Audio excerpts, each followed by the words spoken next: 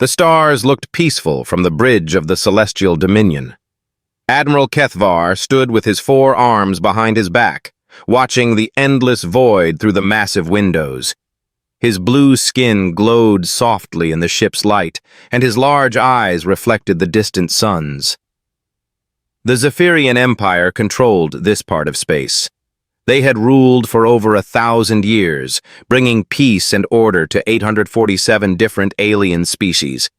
At least, that's what the history books said. Kethvar knew the truth was more complicated. "Admiral," called his communications officer from across the bridge. Kethvar walked to his command chair, his tall frame moving with practiced grace. The bridge was huge, filled with officers from dozens of different species. Some had scales, others had fur. A few breathed different gases and worked in special suits. This diversity was the Empire's greatest strength, they claimed. The reports were boring as usual. Trade routes were secure. No rebel activity in this sector. The outer rim planets were quiet and obedient. Everything was exactly as it should be in the Empire's perfect order. "Sir?" said Dr. Yelana, his science officer. She was a Trilaxian with pale green skin and 3 eyes. "I've finished updating the species database." Kethvar nodded. The Empire was very proud of their complete catalog of galactic life. They knew everything about every species, how strong they were, how smart they were, what jobs they were best suited for. It was all very organized and efficient. "Show me the extinct species list," Kethvar said, settling into his chair. The holographic display showed a short list. Most galactic species survived contact with the Empire. The Empire was civilized, after all.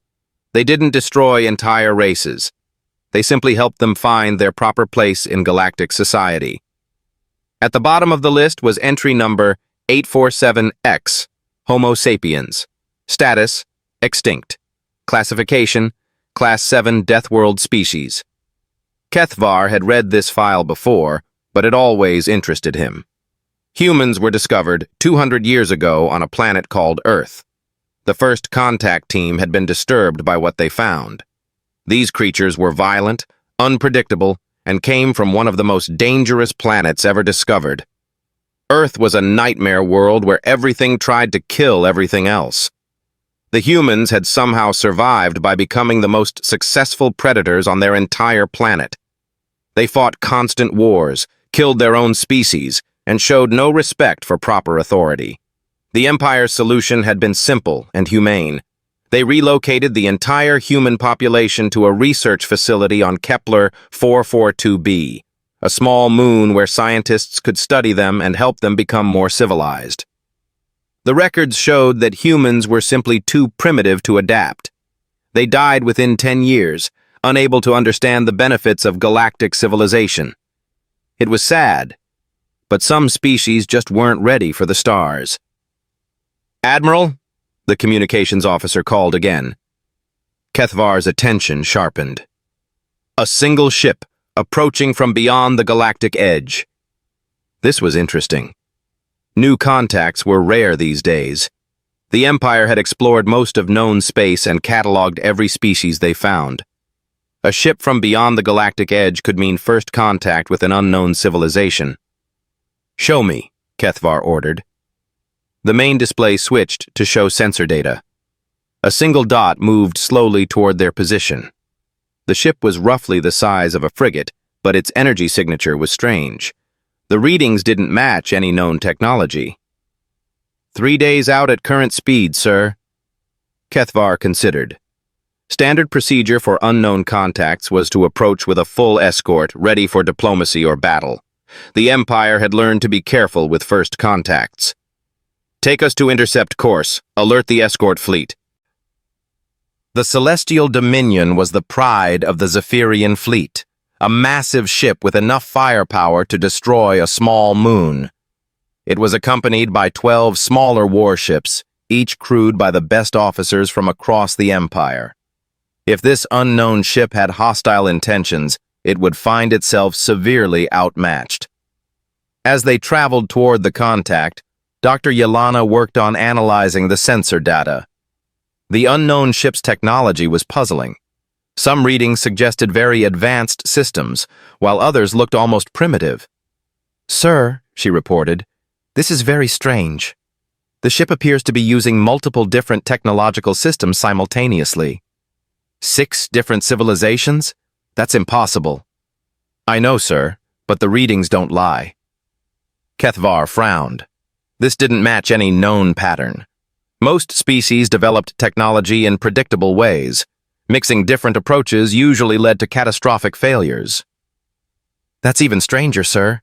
I'm detecting biological signatures, but they're very faint." The fleet moved through hyperspace, closing the distance quickly. Kethvar felt a strange unease growing in his chest. Something about this situation didn't feel right. In his long career, he had learned to trust his instincts. "Sir," the communications officer announced, "we're receiving a transmission from Zephyrian Command." The holographic display showed Grand Admiral Thexnor, the Empire's supreme military commander. His ancient face looked troubled. "Kethvar, we've been monitoring your situation. Be extremely careful with this contact.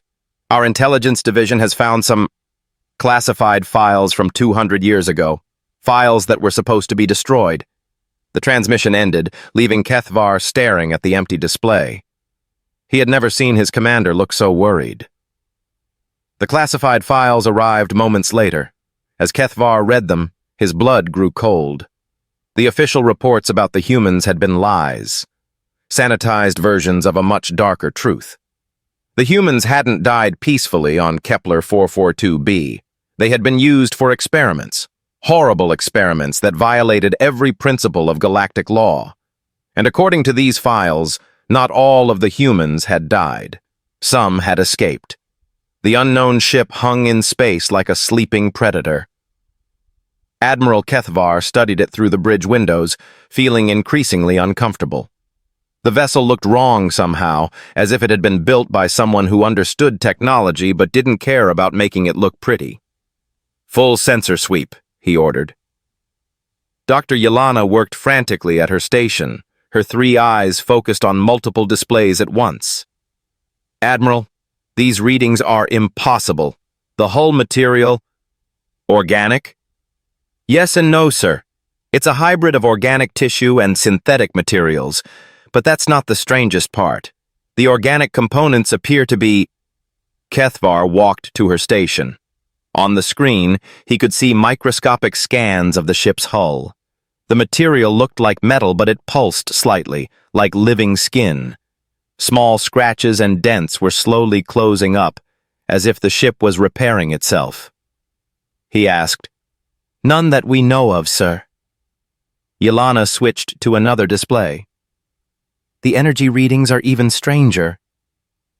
The power signature on the screen looked chaotic.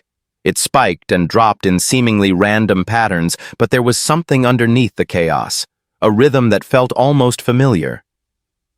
"And sir," Yelena continued, "I'm detecting at least 12 different technological systems running simultaneously. That should be impossible." "I know, sir, but somehow they've made it work." Kethvar felt a chill run down his spine. The classified files he had read were fresh in his memory. Humans had been exposed to technology from dozens of different species during their imprisonment. The scientists had tested them, experimented on them, tried to see how they would react to alien systems. "Communications. Try to contact them," he ordered. "Yes, sir." They waited. The bridge was quiet except for the soft humming of the ship's systems. The unknown vessel sat motionless, as if it was waiting for something. "No response, sir." "Try mathematical sequences, prime numbers, basic equations." More waiting. Still nothing. "Sir," called the tactical officer, "I'm detecting movement in their weapon systems." Kethvar moved to the tactical display. The unknown ship's weapons were unlike anything he had seen before. They appeared to be a combination of energy projectors and projectile launchers, but the configurations were all wrong. No military academy would teach weapon placement like that. "It looks like they designed their weapons for close combat," the tactical officer noted.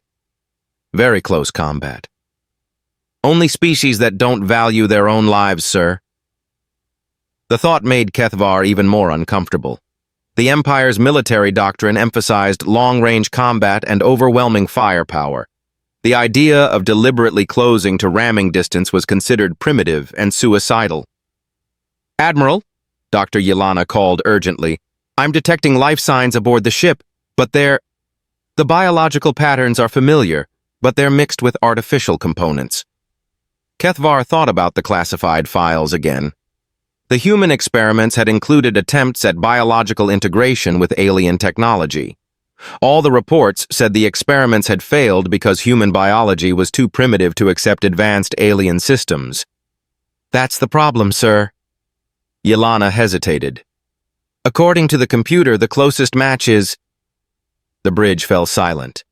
Everyone knew the story of the extinct humans, though most believed the sanitized version in the history books. "Run the comparison again," Kethvar ordered. "I've already run it 3 times, sir. 7%. "Yes, sir." Kethvar stared at the motionless ship.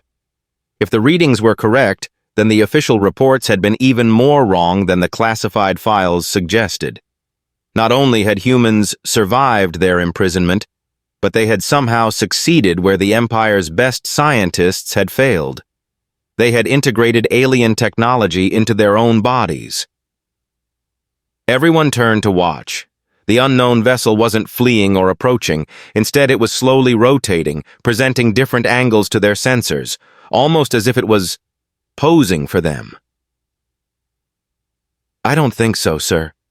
It's more like they're showing themselves off." The ship completed its slow rotation and returned to its original position. Then it stopped moving entirely, hanging in space with an almost arrogant stillness. "Admiral," Dr. Yelena said quietly, "I've completed the deep scans. Sir, this ship has been modified with technology from at least 20 different species." The display filled with technical diagrams. Kethvar recognized some of the technologies. Altarian stealth systems that had been lost when that species was conquered 400 years ago. Proximan defensive fields that only existed in classified Imperial research. Even some systems that looked like experimental Imperial weapons that were supposedly still in development. "I don't know, sir, but there's something else. All of these systems have been modified, improved." The implications hit Kethvar like a physical blow.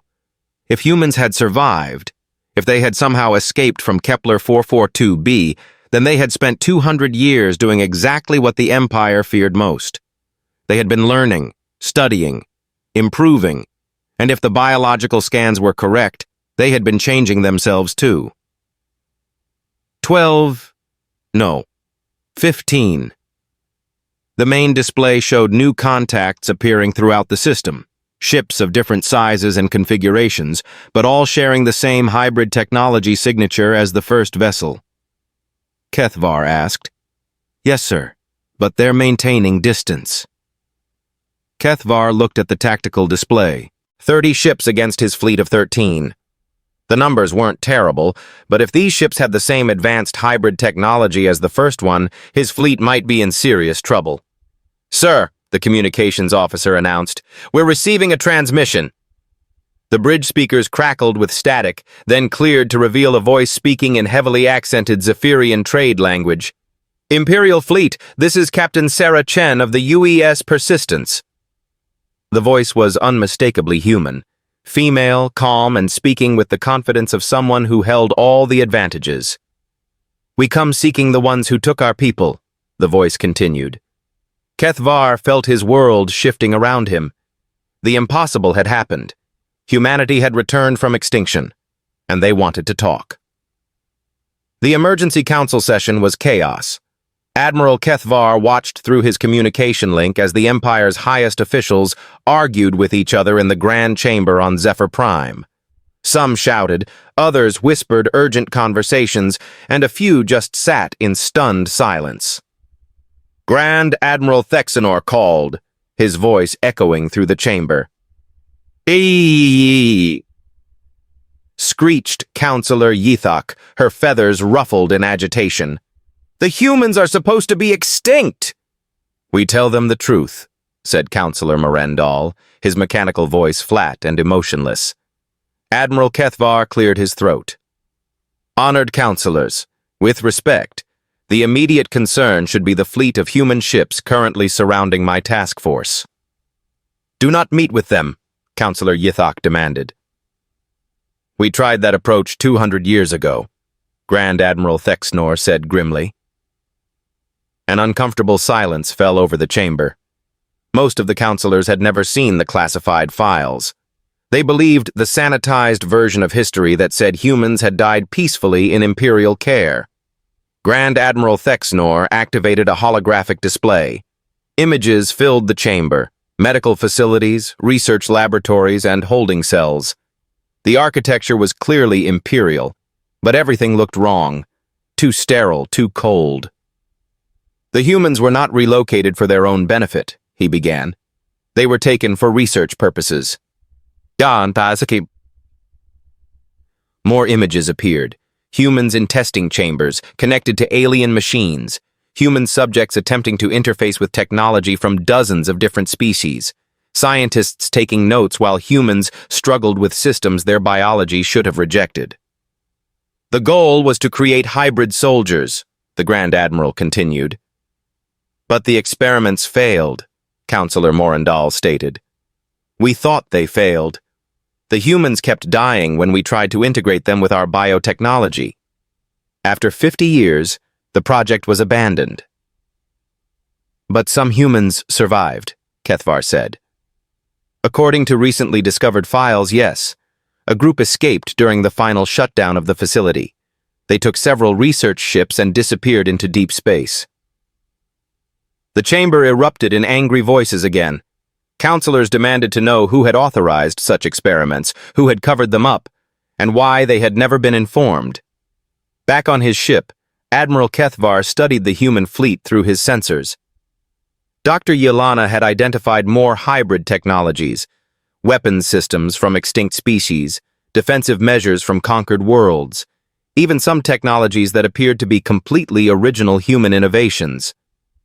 "Admiral," she reported, "I've been analyzing the communication from Captain Chen. The implications were disturbing. If humans had lifespans similar to other galactic species, then Captain Chen was either very old or had learned from survivors of the original contact." "Sir," the communications officer announced, "Captain Chen is transmitting again." Kethvar considered this. Every military protocol said to refuse such a request until the situation was better understood. But the human ships had shown no hostile intent, and refusing might escalate the situation.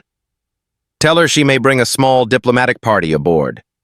An hour later, Kethvar waited in the main docking bay as a human shuttle approached. The craft was as unusual as their warships, a mixture of different technological systems that somehow worked together perfectly. The shuttle docked with mechanical precision. No wasted movements, no unnecessary flourishes. Professional and efficient in a way that reminded Kethvar of his best officers. The airlock opened, and Captain Sarah Chen stepped through. She looked exactly like the humans in the historical files, bipedal, soft-skinned, with those disturbing forward-facing eyes. But there was something else. Something that made Kethvar's skin crawl. She moved with the confidence of a predator who knew she was the most dangerous thing in the room. "Admiral Kethvar," she said, her accented Zephyrian nearly perfect. "Captain Chen, I must admit your survival is—" She smiled, and Kethvar felt his blood chill. Human facial expressions were supposed to be crude and primitive, but there was nothing crude about that smile. It was the expression of someone who knew secrets that would change everything. "Many things about humanity have proven unexpected over the years," she said. Kethvar led her to a secure conference room, accompanied by 2 guards and Dr. Yelana. Captain Chen looked around with interest, her eyes taking in every detail of the Imperial technology. "Impressive ship," she commented. "Zephyrian design, but with trilaxian biocircuits and vegan computational systems. Kethvar froze. Oh yes, we've seen this exact configuration before. Captain Chen's smile became sharper. We remember everything, Admiral. Every test, every experiment, every species that contributed to our... She reached into her uniform and pulled out a small device. It looked like a combination of technologies from at least 6 different species, but somehow more elegant than any of them. This is a memory core, she explained. It contains complete records of everything that happened on Kepler 442b. Every experiment, every test subject. Dr. Yelena leaned forward. "'Cause we were the test subjects," Chen replied simply. "We experienced every moment of it." Kethvar felt the room growing cold around him. "Justice," Chen said. "We want the return of every human taken from Earth.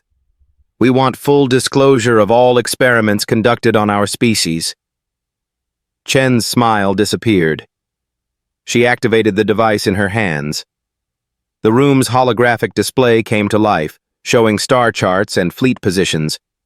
Not current Imperial deployments, but predictions of where Imperial forces would be in the coming weeks. "We know your patrol routes," Chen continued. "We know your supply lines." The star charts shifted, showing dozens of species marked in red. Rebellious worlds, conquered civilizations, extinct cultures that had been absorbed into the Empire. "Most importantly," Chen said, "we know exactly how to turn your own technology against you." Kethvar stared at the display in growing horror. The humans hadn't just survived their imprisonment. They had studied it, learned from it, and now they were prepared to use that knowledge against the Empire that had created them. "You're threatening war," he said quietly. "No, Admiral." The conference room fell silent except for the soft humming of the ship's systems.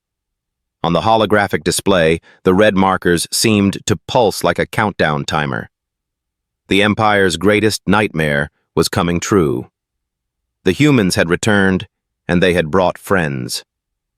Captain Sarah Chen walked around the conference room like she owned it. Her hands touched Imperial technology with casual familiarity, as if she had been working with it for decades. Admiral Kethvar watched her every movement, trying to understand how a supposedly primitive species could seem so comfortable with advanced alien systems. "Tell me about the Void Years," he said finally. Chen paused at a wall display, her fingers dancing over controls that should have been completely foreign to her. The screen responded to her touch, showing navigation charts that were supposedly classified. "We learned," she said simply. "That's what humans do best. You couldn't have survived in the void without support." Chen turned back to face him, and her smile was terrifying in its warmth. She activated her memory device again. The holographic display filled with images of ships, space stations, and worlds that Kethvar didn't recognize.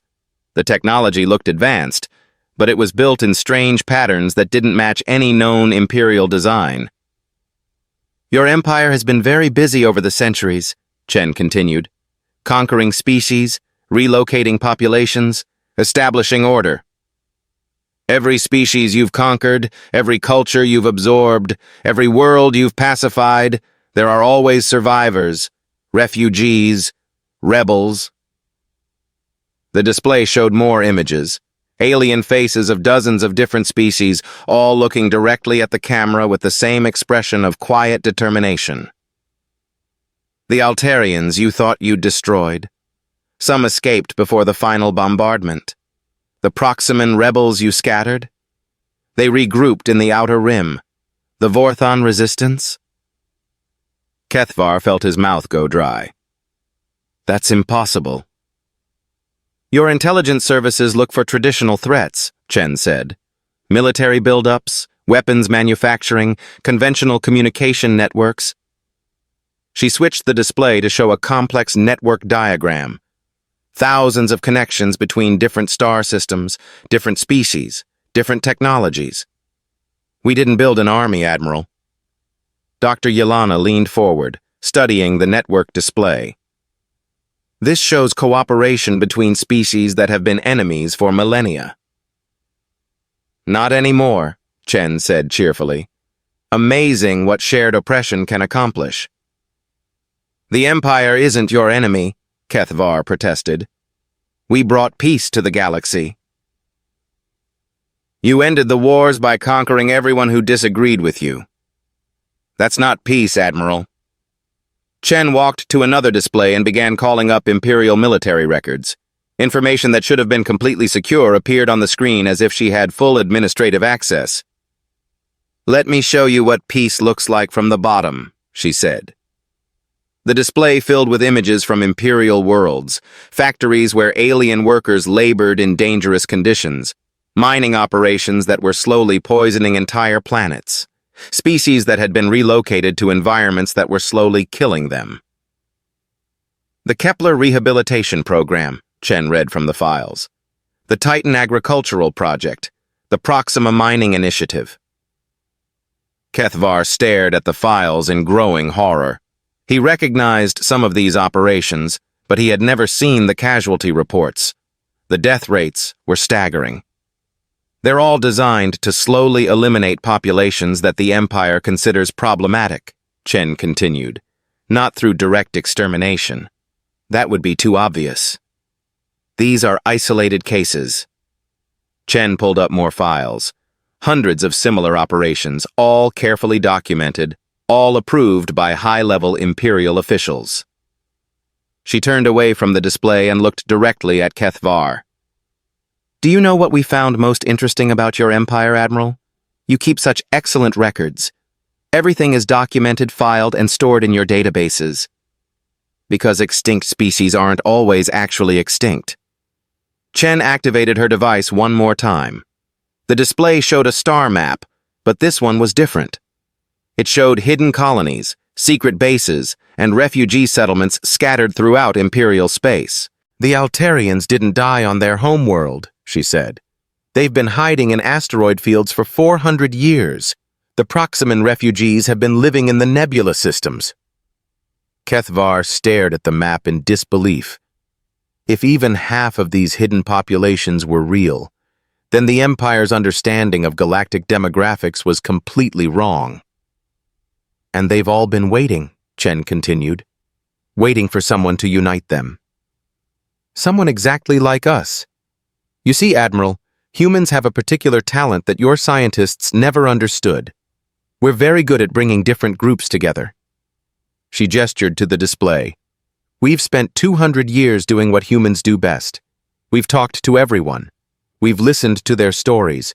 We've learned their languages, their customs, their technologies. Dr. Yelena spoke up, her voice uncertain. Active members of our coalition?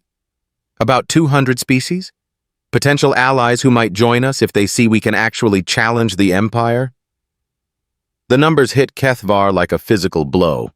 The Empire ruled 847 species, but if Chen was telling the truth, then nearly 500 of them might be ready to rebel.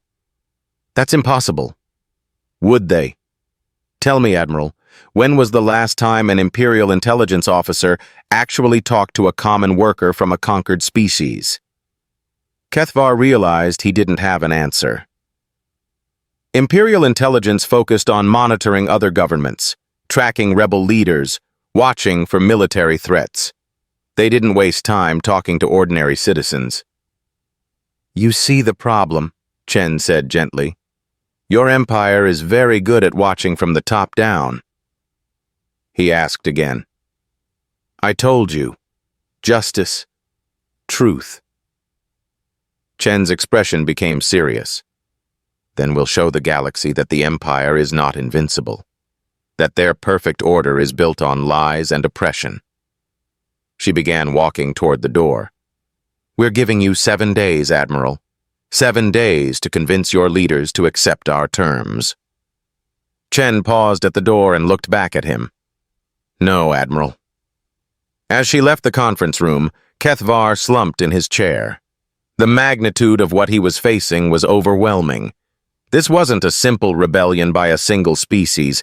It was a revolution that had been building for centuries, led by the one species that the Empire thought they had completely broken. Dr. Yelena looked at the star charts still glowing on the display. "Then the Empire is already outnumbered," Kethvar finished. The humans had returned from extinction, and they hadn't come alone. They had brought everyone. The Empire's response was swift and predictable. 7 days after Captain Chen's ultimatum, the largest Imperial fleet in history assembled at the edge of the Arcturus system.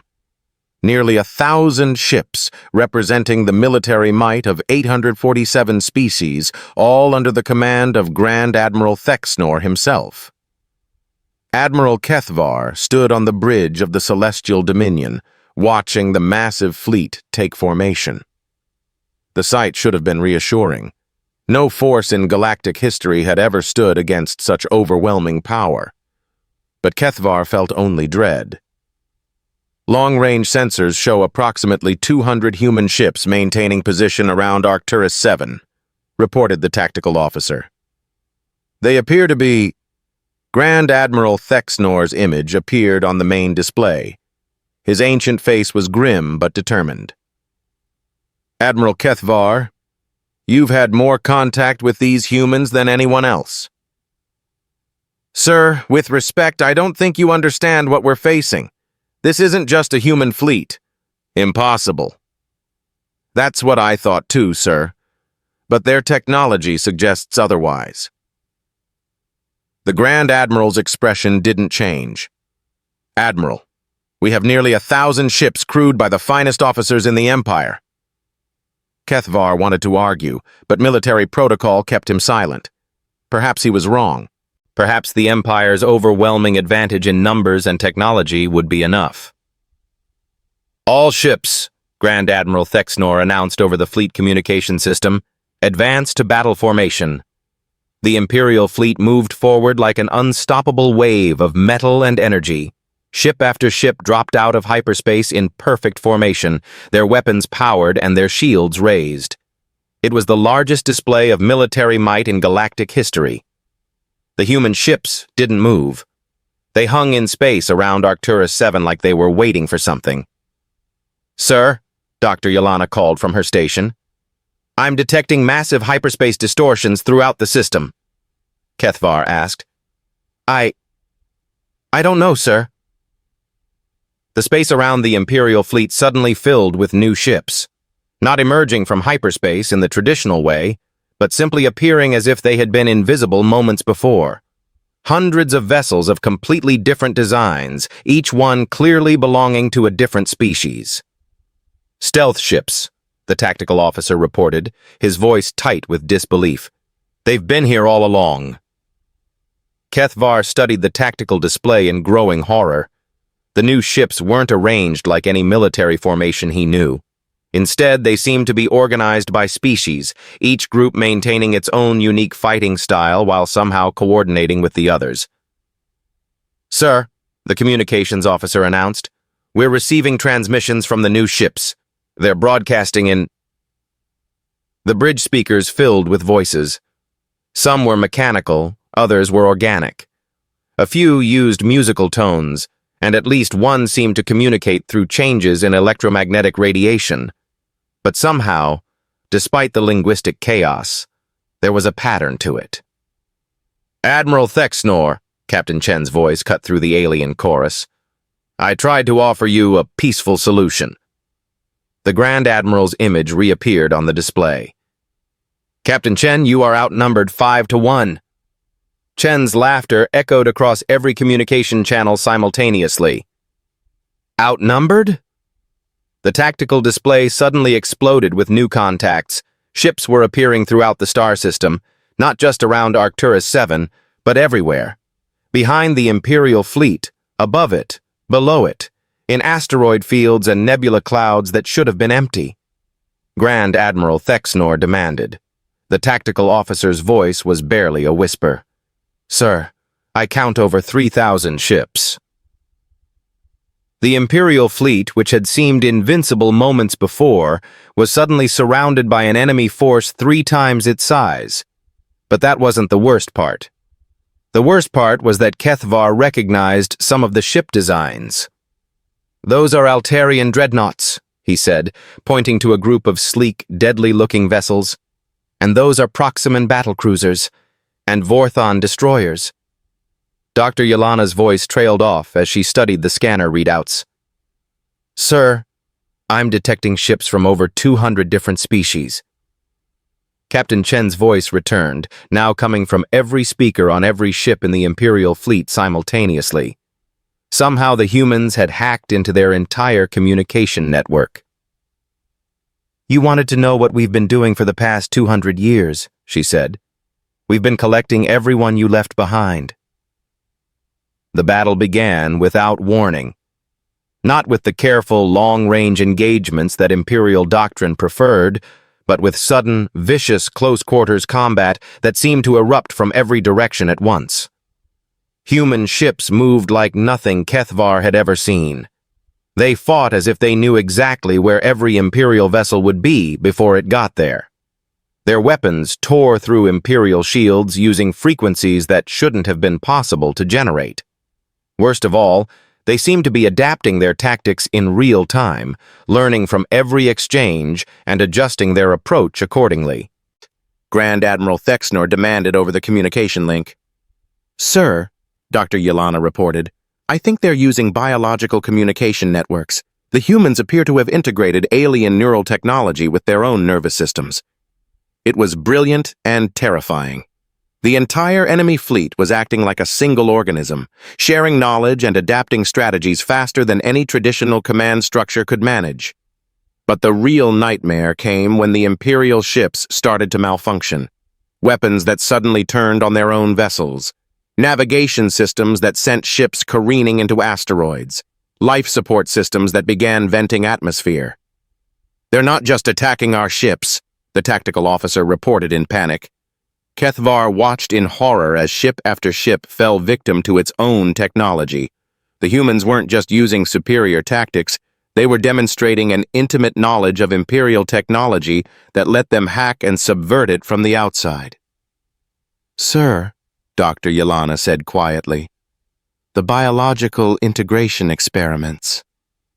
"Then they can interface with any system in our fleet," Kethvar finished. The battle was over in less than an hour, not because the Imperial fleet was destroyed, but because it could no longer function.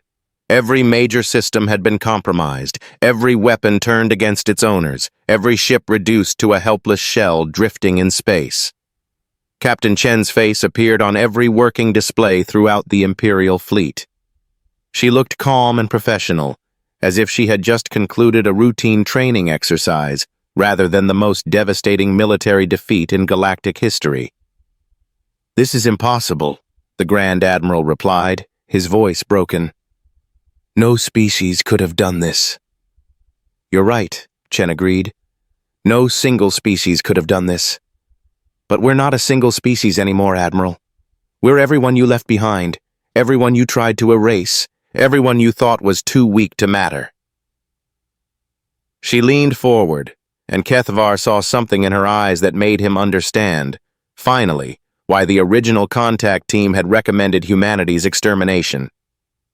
"The Empire taught us everything we needed to know about power," she continued. The communication link went silent, leaving the Imperial fleet floating helplessly in space. Around them, the Coalition ships maintained their positions, waiting patiently for the formal surrender that everyone knew was coming. Admiral Kethvar slumped in his command chair, staring at the tactical display that showed the complete destruction of everything he had believed about the galaxy. The Empire's perfect order, its overwhelming power, its rightful authority, all of it had been an illusion.